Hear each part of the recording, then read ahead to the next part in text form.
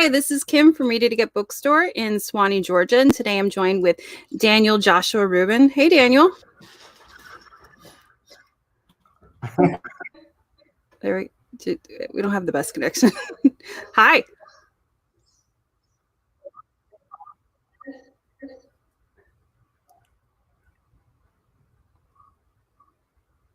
Is it me? Now it's working. Okay. Sorry, I don't hope it's not me. It looks like I have a good signal.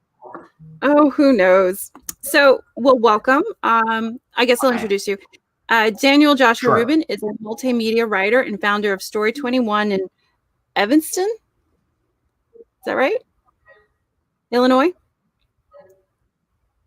Yeah, I'm in Evanston, Illinois, near Northwestern University. Yeah, just outside Chicago. Which is a writing studio that provides consulting and education to storytellers in all media. He has written for television, new media, and theater. He is a dedicated story scholar and with a deep interest in the role of narrative plays in personal development, business, investing, and politics. Born and raised in Brooklyn, Rubin now lives in Evanston after a decade in Los Angeles. He has taught dramatic writing at Loyola University in Chicago and at the University of California, San Diego.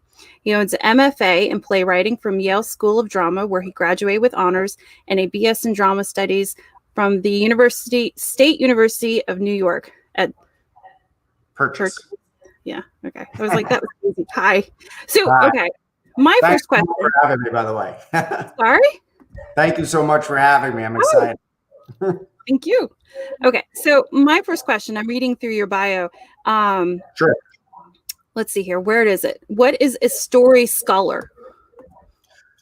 In all honesty, I've studied story my whole life. I kind of carved out that name for myself. I guess there's a fair amount of us, but it was that, I think what I was getting at with that term is the fundamentals of story, no matter what medium you're working in, whether it's fiction, creative writing, short stories, video games, songs, anything, plays, screenplays, TV, any kind of narrative. I wanted to become an expert in those fundamental principles that seem to help make it your story more exciting and more compelling and more meaningful. So can you tell us about your book, 27 Essential Principles of Story? Absolutely. So basically what happened with my book is I wanted to make storytelling and the fundamentals of storytelling as accessible as possible without dumbing it down and without having any sense of a formula. So a lot of writers get very uptight about, they think it's kind of magical. And for some writers, they're able to just sit down and just crank it out and edit it and carve it as they go, and more power to them. And that's awesome. And other writers need a little bit more guidance. So I felt like a lot of the books, and I think there's a lot of great books on story, but that they give such a rigid formula. Like on page 10, you got to do this. On page 20, you got to do that. And what I wanted to do was, as much as possible, strip things down to their most elemental or most fundamental, like foundational principles, so that they'd inspire you to think more intelligently about storytelling and to base it all on what I consider as much objective truth as possible. This is not theory, and I don't get into like a lot of the emotions of being a writer. It's just fundamental principles that I think it's inarguable. That's a real word. It's inarguable that these would make your story better. So shut me up if I ramble too much, but you do it. This is your hour, man. Speak it. Thank you. So I basically really wanted to focus on making a book that's as practically valuable as could be imagined. Meaning when you're in the throes of writing and your emotions are going wild and there's pressure and there's deadlines and you're really feeling it, what I wanted was a book that makes it as simple as possible to crack it open and find what you need. And I just went back to the old school plot, character, theme, dialogue, and setting, and broke up my book that way so you could open it up and get something practically valuable. And I think people are really responding to that right now. So That's the gist of the book. So, okay, we got the gist. Sure. How did it come about? You know, it's funny. I was in LA. I was writing TV, and then I needed a break. I just been a writer since it was the thing I was best at since I was a kid, and I just needed a break.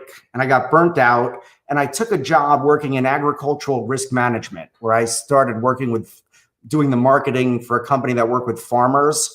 And all of a sudden, I went from Hollywood, and I grew up in New York, and I was traveling in the heartland, and just and the company I was working for was very passionate about teaching farmers the fundamentals of their craft, which is using futures and options to manage their risk on their herd, on their hogs, on their cattle, on their crops.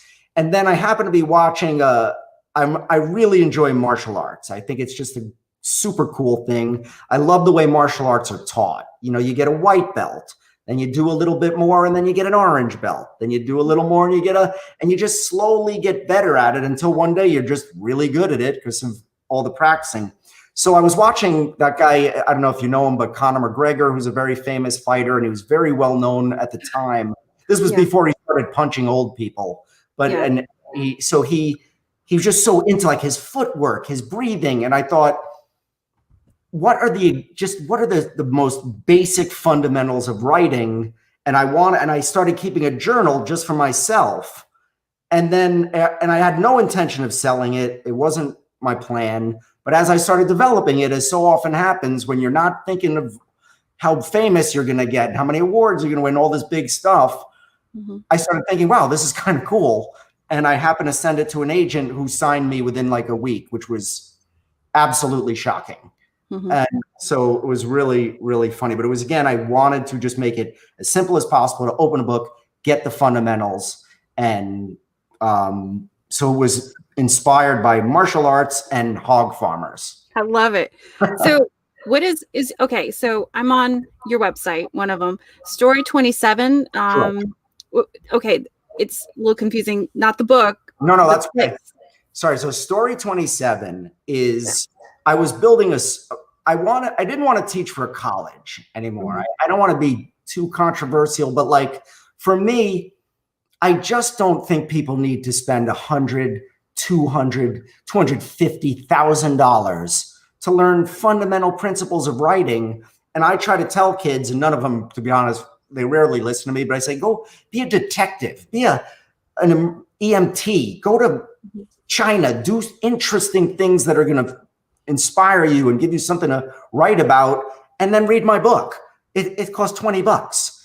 And some people do, you know, I wanted to do workshops, and I wanted to have total freedom I really believe I can teach people in either a workshop for the weekend or maybe like 8 consulting sessions on a specific script. So I wanted to be totally independent. I didn't want any bureaucracy. I didn't want to grade people.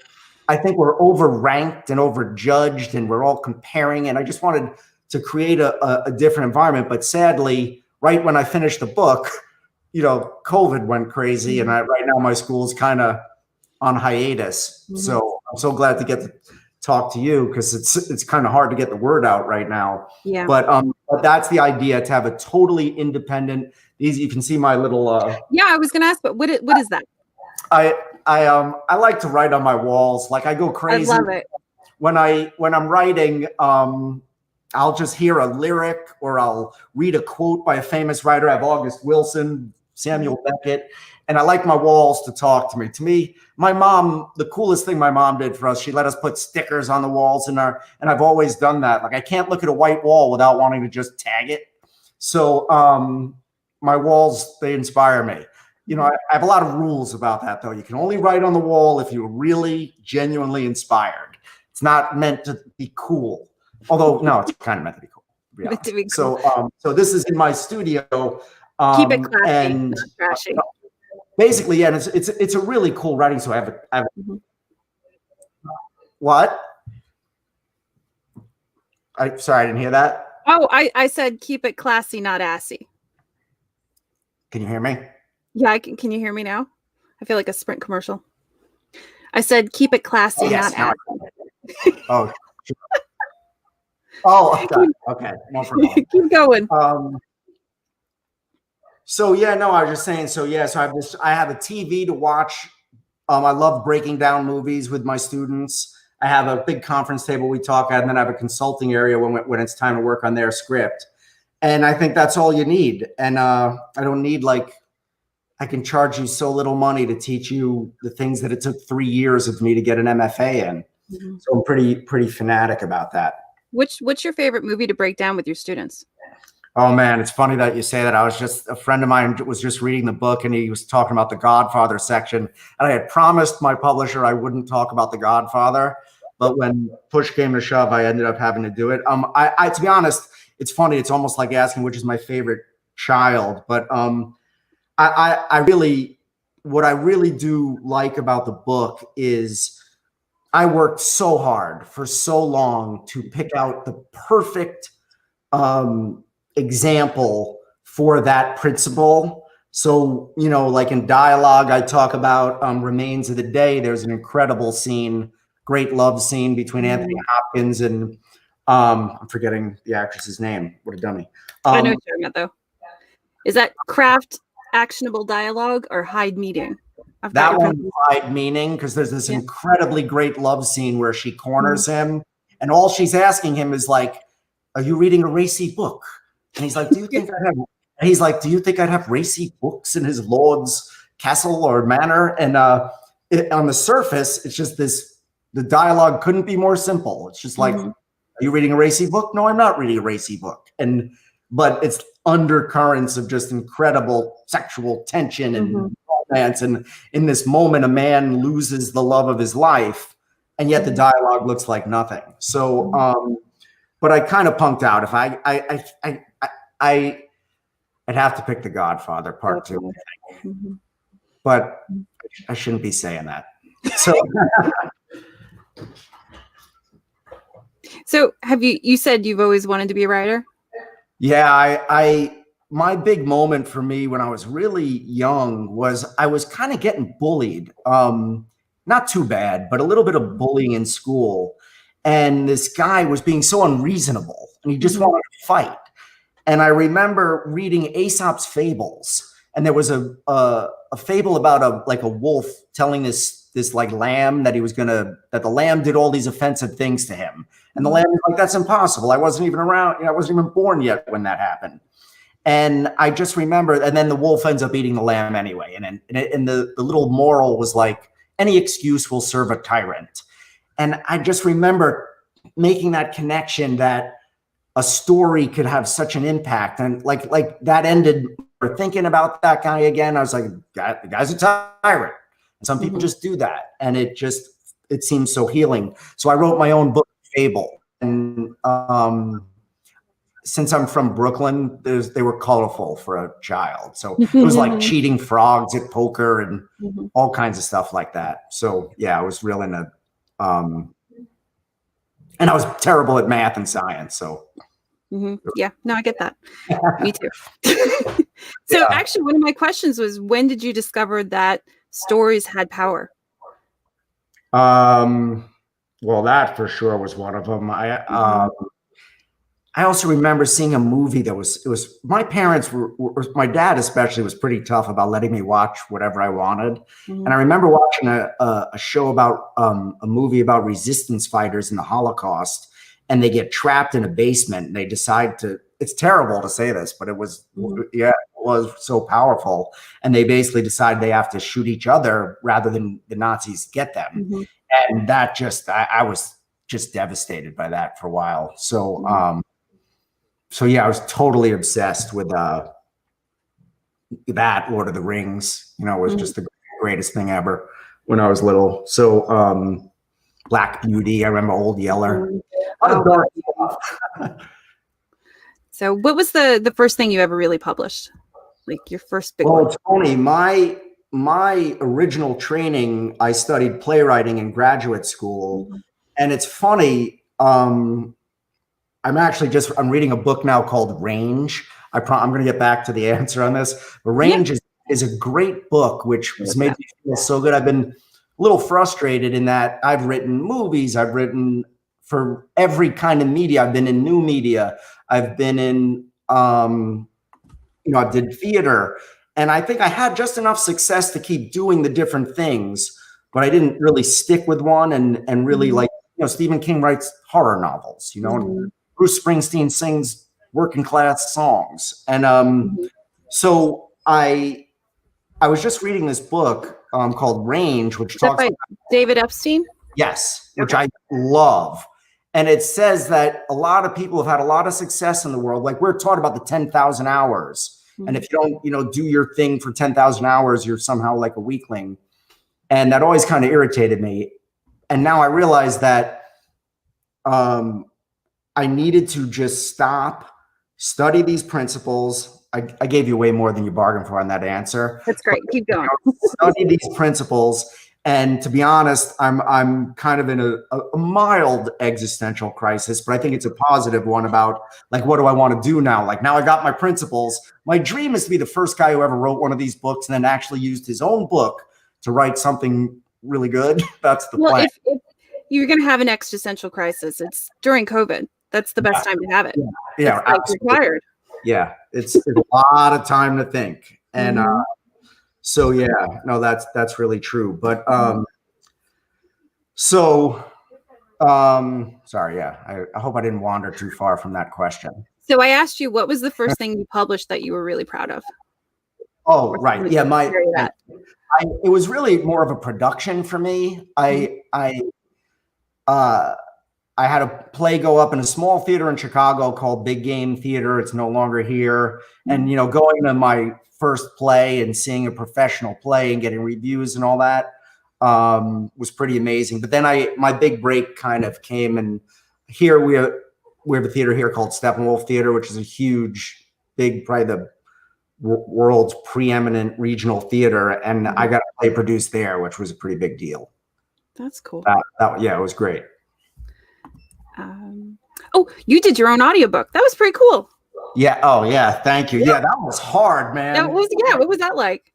It was really much harder than I thought it would be. It's just, the book is probably like almost 400 pages, and staying focused and keeping your voice and staying passionate about it. And it's funny. I feel bad for I hate to feel bad for any politician, but when I see them stumbling or bumbling on an answer or reading a speech and not getting it right, I'm like, that's harder than it looks, people. It's really hard. Yeah. So yeah. It was really, but it was fun. It was really cool to do it. And how long did it take? It took like I'd say 8 solid full-time days. Wow. And then I'm so self-critical that like going through every single line in the book.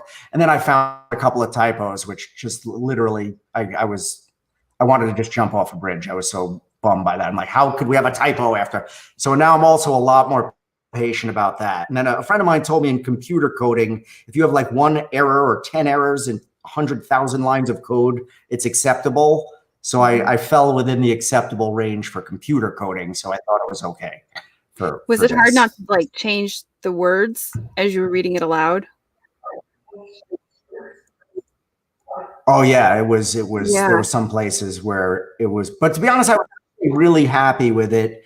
And there were some places you had to change it because it wouldn't make, like, I have little marks in certain places that, I couldn't read because you wouldn't get it from the audiobook. But I really did like reading that. I haven't checked on how well that's doing. It sounds great. Yeah, I was listening to it earlier today, and yeah, you sound great. Oh, thanks a lot. I really appreciate it. I have to be careful. I hope I didn't start rapping the Eminem lyrics because I'm probably not allowed. But it's so hard not to. Carlos says typos are like errors in Persian rugs. Only God is perfect, right? That's so true. And that is, and I pay a lot of money to therapy to accept my flaws and mistakes. I think that makes you a better writer, right? I think there's no doubt about it that, I'm glad you brought that up, because one of the coolest things about doing this book was, you're reading Hamlet and you're studying The Godfather and all these amazing books. And you realize that even those have mistakes or weird things. There's like a moment when the ghost is lecturing Hamlet about purgatory. And he's like, I can tell you things that would make the hair on your head stand up. It would make the horny toad frog like cower in his. And I could see like being in a writing class and being like, hey, Shakespeare, like really, why is the ghost talking about like a horny frog or whatever you're talking about? So, you know, and like in The Godfather, even whatever Fredo did to betray Michael, it's not that clear. So it was a super cool thing to see that even there's so many choices you make writing a novel or a full-length screenplay or building a TV show that some of the choices are not going to be good. And so I'm really passionate about teaching my kids that you really don't have to get every single choice right. So yeah, I'm dyslexic. So whenever I spot an error, man, I get excited. Yeah, you know, it seemed like I don't, no names are jumping in my mind, but it seemed like a lot of writers when I was studying this book had health problems or learning disabilities, and the extra work required to like do what they had to do seems to have like, I don't know, it seems like there's almost a benefit to it. Just seems so common. It just means your brain is wired differently. So you have a tendency, like, instead of thinking inside the box, you're outside the box and then like a mile down the road. It's just the way your brain adapts to things. So I'm a really good reader. I read really quickly, but I can't read out loud very well. And I definitely cannot spell. Okay. Yeah. So then whenever I do these things and I'm like, okay, now I have to read a paragraph out loud. And, you know, 10-year-old me would cry. Oh man, no, it is really hard. And I have to say, for me, I've never gone through a full hardcore editing process like this where, and I can't even tell you what my early drafts looked like when they came back from the editor. There was a couple of times where I thought they're going to just fire me. There's no way this. And so, yeah, so learning to accept, for me, one of the huge parts of my journey has been, like I was talking about with the martial art, like accepting that drafts take a while to find it, you know, and like you see this exponential progress after you went through like 3 hard rewrites. But for me, after getting a whooping from the editor, I have to say there was some drinking. Yeah, there really was. I could be totally wrong about this, but I think I read somewhere that, you know, Sylvester Stallone, he's dyslexic and he wrote Rocky, right? Right. Sure. And I heard that the woman who had to type it, because it was handwritten. Oh, wow. She had to like decipher it. Like she could not read it. Wow. I didn't know that. Yeah. I could be making this up. I heard things like that all the time, but I guess that's my little message of hope to, and especially any young writer or any writer who's going through the process now. I think people can sense when you're being authentic, when you have something necessary to say. When I've become a fanatic fan of alignment. I work hard with my writers on who are you. I never saw a misaligned great story. Like when you read Toni Morrison's biography and then you see where she was when she wrote Beloved, it's never would you say, wow, she wrote that, or like Junot Diaz with Brief Wondrous Life of Oscar Wilde. Like, so that's a huge part of this whole thing, is making sure you are properly aligned, that it's authentic, that it's what you're meant to write. And I think people become very, very forgiving about if you have that, then the fact that you bungled a paragraph or you have a typo, it's at least that's how this one worked out for me. I think people sensed I was coming from a valid place, and my first drafts and my initial proposal had some absolute atrocities in them. I mean, but that's, you know, you work your book up to black belt, you know, as you do. So one of my questions I always ask, or I like to ask, is what advice would you give writers? And I'm gonna just guess that you're gonna suggest that they buy your book. That you know, it's funny. I actually do feel it's really good. The response seems amazing. It's been really, really great. But I do feel that because I'm a big fan of the movie The Invisible Man, the original one with Claude Rains. And being a writer, so often we're invisible. You go to the theater and it's your play up there, it's your soul up there, or someone's reading your book, and you know, we're never seen. And I do think that, I don't know what my point was about not being seen. Sorry, I talk so much, like I even lose my wife a million times a day. My wife's like, where are you going with this? The train just goes off the track. But no, but the thing that I'm so fanatic about for young writers for my biggest advice to writers by far is, and it's funny because when I was researching Toni Morrison, she had a different take on this that really spoke to me, but I think we can get to the same place. Meaning, I was just working with a young writer who she was pitching ideas to me, and I wasn't feeling anything. It just didn't feel that adrenaline. And she told me about a terrible incident that she went through. And I said, it's very challenging to get people to face those kind of things. So I don't want to like stick people's face in their suffering too much. But once she started writing about that, like, it's just so real. Like, it really does leap off the page, and the pain and the courage she's shown. And I really think she's finishing up this screenplay right now. It's just incredible how far it's gone. But what I want to say about Toni Morrison is she was very passionate. She taught at Princeton, and her thing was by distancing yourself from, like, you always hear write what you know. Yes, that's what I was thinking. Right. But that's so like obvious that it's like, but you could know anything. Like, you could study anything. Like, I have a play idea I'm working on now, and I'm building my own little dystopian world. And it's like, I think it's right. This sounds a little corny, but it really is. It's right who you are from the deepest part of your gut. And if you're a sci-fi writer and you want to set the thing in deep space, of course, I'm not going to say like, well, have you ever lived on Mars? Yeah. So I think it's writing from the depth of who you are, because that was the one thing in my studies that was just like, I don't know if you know Fun Home, but the graphic novel that was turned into a Tony Award-winning musical by Alison Bechdel. She needed to figure out who her father was.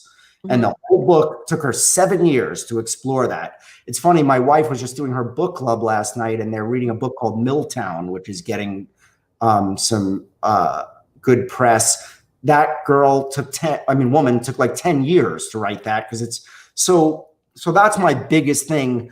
Write what is essential to you, because it's so, I get in trouble for this, but the facts are that the numbers are very challenging as far as getting published and produced.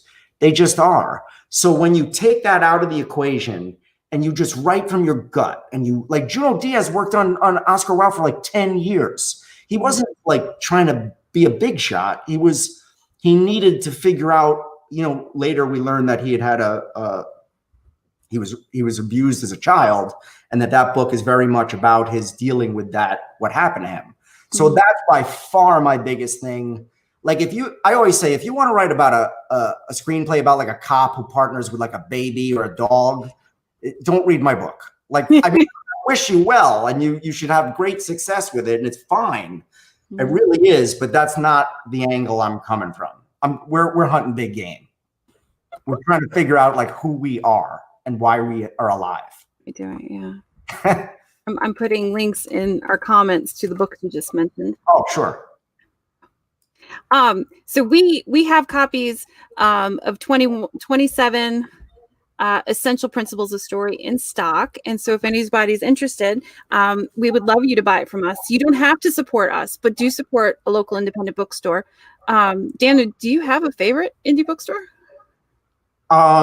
We used to, Strand's was a big one in New York City where I'm from. We have a little one in Evanston called Bookends and Beginnings.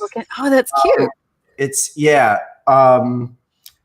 And we lost 2 bookstores, sadly. Like, Barnes and Noble went under, and we lost a little one, like a little Market Fresh Books where you go and weigh your bag of books. And it's a really hard time, but I hope so much people buy them from you. Yeah, buy them from us. And I put a link in the comments if you guys are interested. And I would love to send you a book. We ship BT dubs. So anyway, thank you, Daniel, for joining us. Please, everybody, buy Daniel Joshua Rubin's book. We have them in stock. And thank you. This was fun. Okay.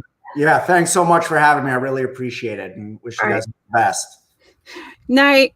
Okay, take care.